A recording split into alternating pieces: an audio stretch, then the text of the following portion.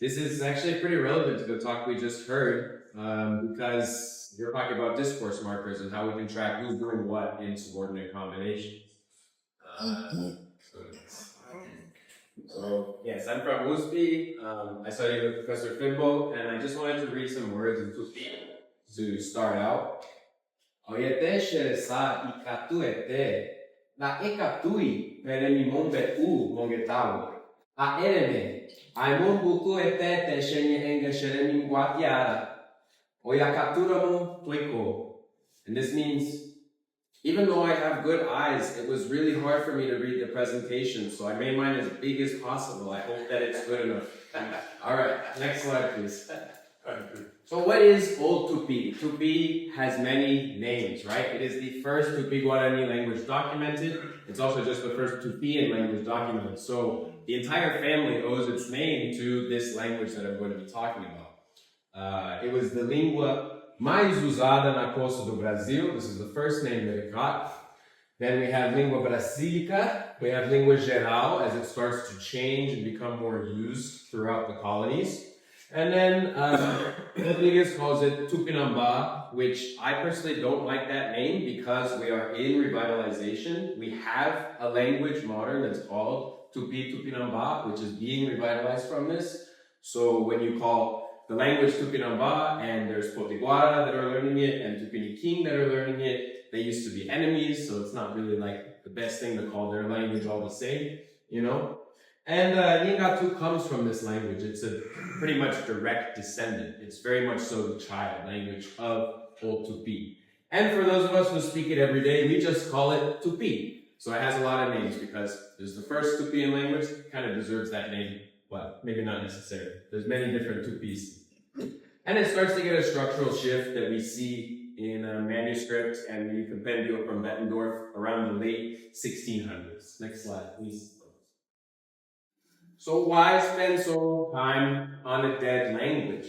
Well, the thing is that we don't like to refer to it as dead. Old Tupi is a dormant language. It is currently in revitalization. For example, the Potiguara in Paraíba have been revitalizing it for the past 20 years. They teach it in their schools, kids learn it, and it's a big effort. So it's important for us linguists who can understand these old documents, these difficult grammars, to work with these language and disponibilizar, make available resources so that you can have pedagogical materials that aren't just Jesuit, catechisms, right?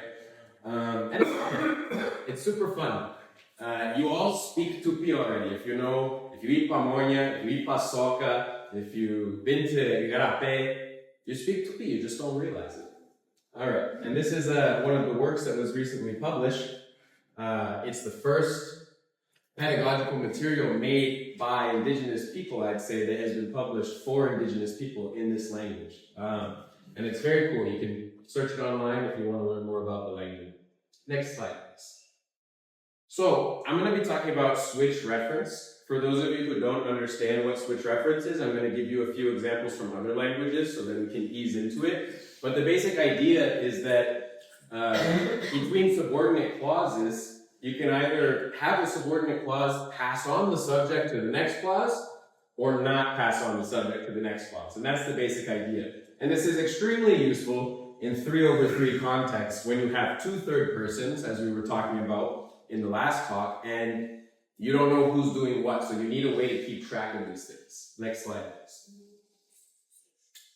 So right now we're going to take a look at an agglutinative, active, stative, split, indigenous American language with multiple prefix classes. Next slide, please. That's right, I'm talking about Muscogee Creek from the United States. It sounds like I was describing Old Tupi. They're very similar languages. This is actually one of my own ancestral languages. In my family, we have a history. This is where it was originally spoken, and then the Trail of Tears happened with the Indian Removal Act.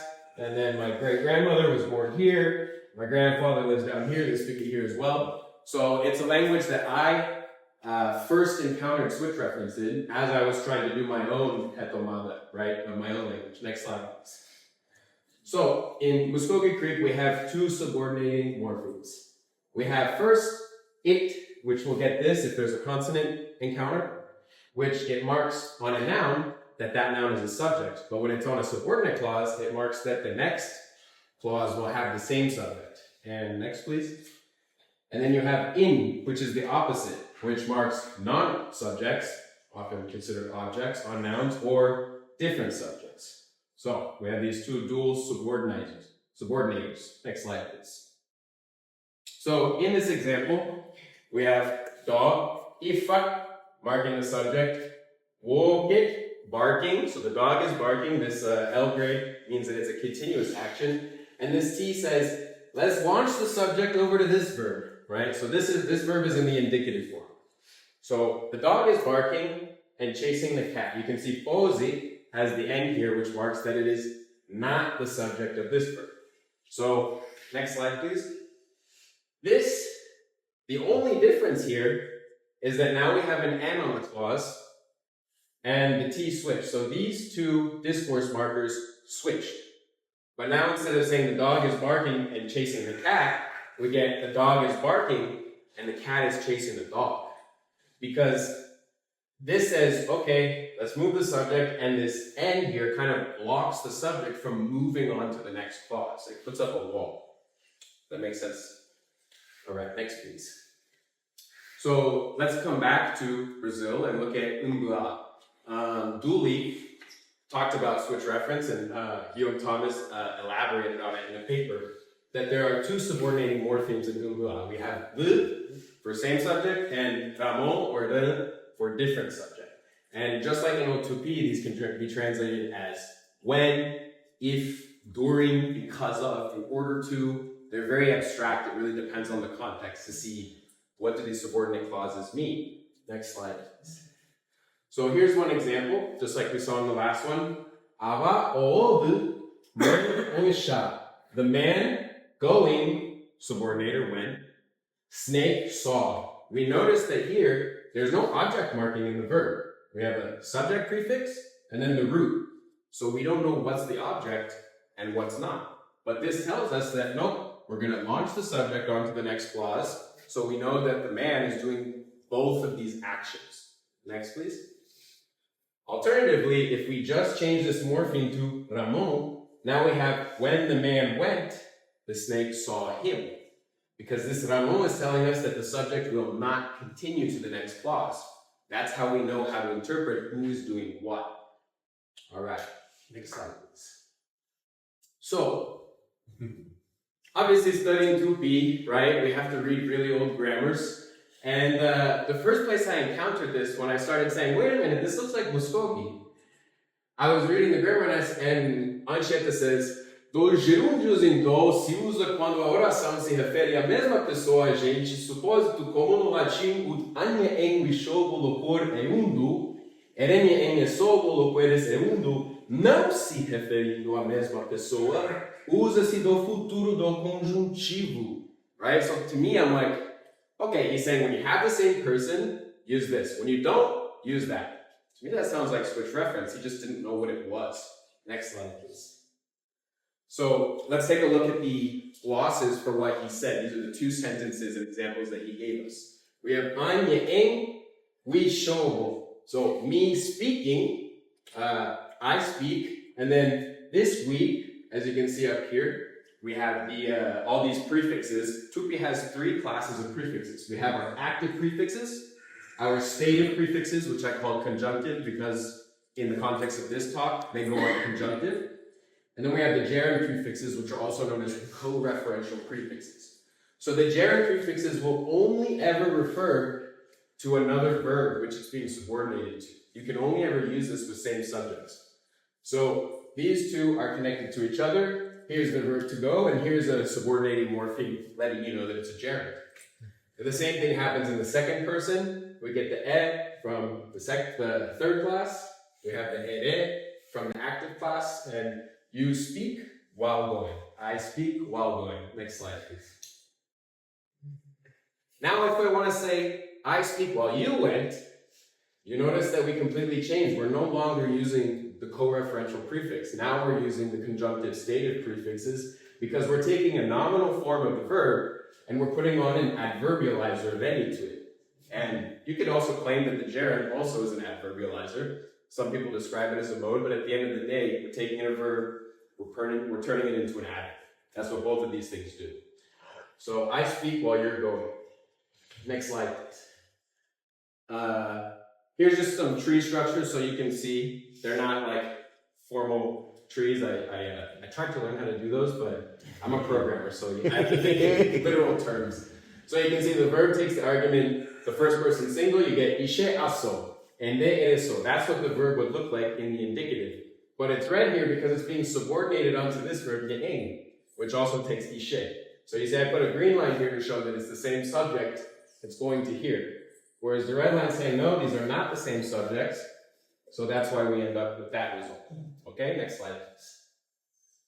Now, it happened again, right? That was 1595 that Anchieta described it. Then in 1687, Figueira wrote the second grammar that we have on Old Tupi. And he says, em algum modo de falar, é duvidoso se havemos de usar gerúndios e de conjuntivo por serem semelhantes às linguagens.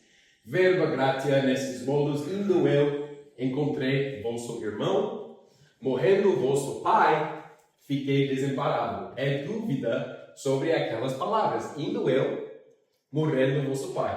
Né? Se onde está no gerúndio, se no conjuntivo. Seja, pois, esta regra. And what is the rule? Next slide, please. When it's the same person and the same number, see, he's adding on to what Anchieta said. Anchieta just talked about person, but now Figueira is saying, no, also the number is important as well. Then you use the gerund, otherwise we use conjunctive. Next slide, please. So, this is the example that Figueira gave. We show me going, we already saw this one. So by thing, I encountered the Rukuura, your older brother. So while I was going, I counted your older brother. These are the same person, so we're going to use the gerund. Next, please. And this is the same kind of style of tree. Your brother, your brother encountered, and then we have the ishe aso being put on the front of it. Okay? Next. So the other two examples that he gives in this are derubare oneme shepore su. When your dad died, I was sad. While your dad died, I was sad. Because your dad died, I was sad. These all make sense. And then here we have, when your dad died, you all were sad. This is interesting because pe, the second person plural, is a superset of ne. It includes the second person singular. That shows us that this switch reference aspect is not semantic, it's syntactic, right? Next slide, please. And then here's an example of what that looks like. You have your neruba umano and Koreaosu, right? And so this transitive verb, we haven't seen a transitive, but transitive verb can also be put into the conjunctive. Next slide, please. So I have two questions to answer. Does the conjunctive fulfill the role of a DS marker? The reason I'm only asking about the conjunctive is because we know that the gerund is the same subject marker. You cannot use the gerund with other people. But neither of them told us that you have to use the conjunctive with a different person. They just said, if you're going to use the gerund and it changes in person, switch to the other one. So my question is, does that make it necessarily a different subject marker? And the second question I have to ask, next please, is it permissible to use the conjunctive in a same subject situation? Next slide. So how can we answer that? Annotated corpus, right? We're going to hear more talks about this later. We don't have a corpus. Next slide. We do have a really, really good dictionary from Eduardo de Almeida Navarro, the Dictionary of Tupi Antigo. I have spent a good portion of my life reading this book. Next, please. It's still not annotated, but at least we can see all of the examples that are inside of the dictionary that he uses to define these words. So it's a good sample size, even though it's not the entire corpus we have of Old Tupi. It's a pretty good sample size. Next, please. So here's my methodology in trying to prove this. And if you'd like, I have a website where I put Tupi Guarani dictionaries so that they're easier to cite and search. Like I said, Brazil is a Tupi country. All the names are Tupi. So much stuff is Tupi. Even if you don't study Tupi, go ahead and add this to your home screen because you're in Igarapé, you go search and you say, oh, it's the Camino das Canoas. Cool, right? It's good to know these things about our country, because if I ask you, what is the etymology of Rio de Janeiro? Everybody knows, oh, it's the River of January. But if I ask you, what's the etymology of Paraíba? Not everybody knows that. I think that's wrong. So learn Tupi a little bit, just a little bit. So I turned the whole dictionary into a JSON format so that I could use it with code. Next, please. And then I wrote a Python program to basically use regex to find the specific morphemes that I was looking for, the allomorphs of Remi. Once I found it, I would extract the citation that I found it in, the entire subordinate clause. I would extract the subject of subordinate clause and the subject of the principal clause. And I did that for 162 different annotations. Next, please. And I ended up with 62 entries after removing duplicates and false positives. So the total entries were 62, and we only saw 2 instances of the conjunctive being used as a same subject marker. You can see that most of them come from the Catechism of Araujo, which is the longest text that we have, and he used it once. And the other one comes from a French adventurer, so maybe he was just being French and he didn't realize, but it's hard to tell. So when you have these numbers, to me, it really looks like it does function as a different subject marker. Next, please. The only 2 cases where there was a same subject use of Remi that I could find was when one was in the first person and one was in the second person. I have not yet found an instance of Remi being used in a same subject context in terms of third person context when the third person is a subject. Next, please. So that's pretty much my results. My conclusion is that while Remi was not initially used as a discourse marker, it gained that over time, because we can see that it is very rarely used outside of the context of same subject, but never with a third person subject. And so since my N is small and there are many more sources, I really want to increase my study, and I will repeat this study once I have a more digitized corpus. Next, please. Next, please. And so, yeah, I want to make a call out to everyone that maybe we need to spend more time annotating corpuses as linguists and less time coming up with theories, because we can answer questions with data much faster, right, than with opinions. So I want to spend more of my own time annotating corpuses. I'm pretty bad about that. Next, please. And I also want to call you guys to take some time when you're doing elicitations in your own languages to consider the fact that subordinate clauses with different subjects might use different morphemes to subordinate. I think a lot of people don't realize that switch reference is in their languages because nobody tried to look for it. All right, next please. And yeah, acknowledgements. Thank you to Professor Stortu for teaching me syntax. Thank you to Professor Fimbo for putting up with me suggesting that switch reference exists in Old Tupi with no evidence. I was badgering him for a while about it. Next please. And thank you to Julia for coming here and always supporting my hyperfocus of Tupi, a wonderful partner. Next, please. And thank you to all of you for being at my first academic presentation. I've only been a linguist for about a year, so I really appreciate that you're here to listen to it. It means a lot to me.